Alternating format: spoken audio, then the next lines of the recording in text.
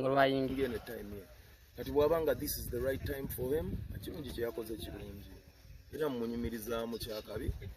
I respect that kubanga buli kitai calling kati lwe yazze segera atera musajja era abadde abagamba n'abaga Chameleon yaŋŋamba bigayo yimba maziga ne gampitamu bali babadde bamukwano yeah he has respect for him yamuga maximum respect so toyinza kudda ku ekyo n'okigabanga kyakuzanyisa ddala kubedde eddoboozi lyoli kyali wayogera mumwesiga byayogera nti abayimbi abamanyi abayimba obulungi wabagambye nti onayimba bulungi abayina ensonga ate bwabagambye nti yayitako mu kibiina kye ekitegeeza alina ekyama kye mutannazuula kye mulina okwetegereza so kyakabi naye mumwetegereze kubanga liso ly'omukulu oli muyimbi era big up wabanga yavuddeyo n'agamba kyekyo ate kati nze nziramu ebigambo byebyazi nga tumaliriza just ebibuuzo kimuba bibiri ekisookera ddala nsonga Clever J mu J family alina ekivuulu nakusomesa I think wa 8 wa September something like that alina ekivuulu maaso awo given the fact that muno waliwo a lot of ruckus between him ne Chameleon nga womanyi yali mawulire then your own son mutano wa family wamutwani navayo n'agamba ayitamumanyi nga part of the family atwagala tutambulemuko katono nnyo even in mu introductions za family zabwe tetula nnyo mulanga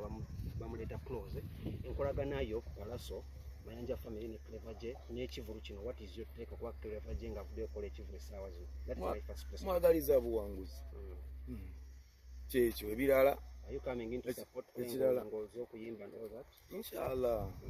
na Mungu yagera byonna tupanga naye apanga nze entegeka zange nnungi bwemba wendi why not naye nga inshallah alhamdulillah buwanguzi bwerere bwe musabira segera yaman ekibuzo kyange nze kiri nti abayimbi bazenga bacomplaininga they do poor videos nga bekwasa tetulina ssente abonda batandika n'okwekwasa ebintu ebirala tugende mu copyright gye twatuna ssente bwakasente okafuna okuba nga okola classic music videos buli kaseera abawagizi bange banzikiririzaamu abawagizi bange banpagidde bagula music wange bajja mu bivulu byange bandaga omukwano ate nange ndi musajja mutetenkanya music gwe mulimu nina emikwano so mbadde lucky Katonda ankwatiddeko si byangu waliwo n'abaziina batasobola kukola bino kuba ebimu tebigulwa ssente ebimu it's the art and the ideas so Katonda nnyambye n'ateeka mu position esobola okukolako bino byenkozeeko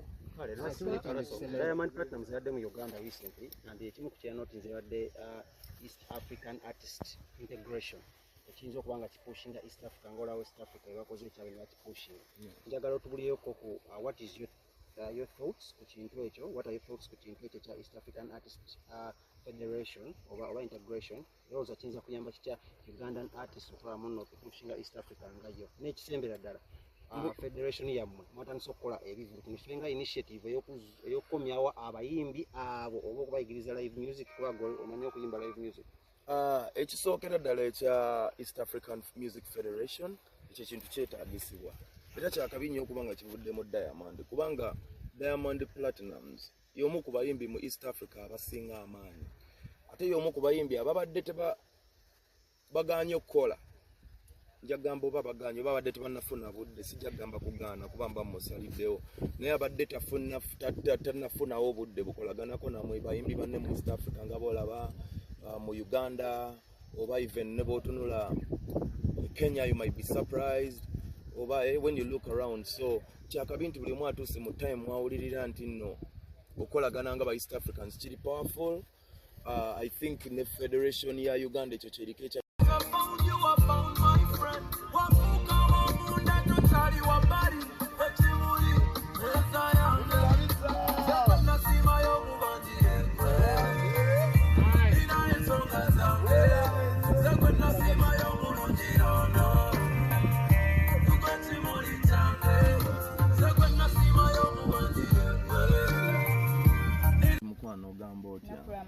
Nakulu amasanyu. Okay. Tandika ku video shoot yo mami lwaki omulese mu video. Leero twasazeewo tukozesa omukazi asinga obulungi mu Africa. Okay. Kubanga Africa nnene naye abakazi nabo bangi naye okusanga asinga obulungi okumukozesa mu video ngene no video yadetagira ddala omukazi nga ddala yeye nga yasinga obulungi kati ali wali andisinze bola boys. Totidde. ate nga ntya ati kati video kati ne bwe mba ntya nga video ye kubanjiza omukazi asinga obulungi ogeba ogenda kikolera ki olina omukozi olina omusamu omukyalo obadde naye nga otomwagala nnyo mu kamera ogwamwereetedde bainlo eba naakwo yansabye yaŋambye eno video nawulidde best ayagala omukazi omulungi nze tondaba ne mugamba kituufu nabagamba bw'anaasalawo nayagala salawo ajja abeere mu kamera ng'ajjalo kati lolo yasiimye abeere mu video agituuse ku mutindo gw'olina okubeerako akayimba kano nakawandiika through my daily experiences kuba era unreminding ebintu bingi byenyimba mu luyimba luno anjagadde tubadde naye tutobye mbingi fesi ya malayika akabina kwe kali alabika bulungi ate asaanidde amanye tirevo gye yawanika kati ateriwa ate I've seen them come but I've seen her stay so tewabaddeyo perfect candidate okuleka mimi yennyini era ndi musanyufu nnyo okuba nti yayagadde okubeera mu vidiyo eno ndina musanyufu nnyo okuba ndifunye omukisa nengimusaamu era nesunza abantu okugiraba naye kansubire musanyufu era nga bwe tutambula era sinakusuubira nkimanyi musanyufu tuveeko ku nsonga y'oluyimba tugendeko ku dokita waffe mukulu waffe embeera gy'alimu ali atya Dr. Joseph Chameleon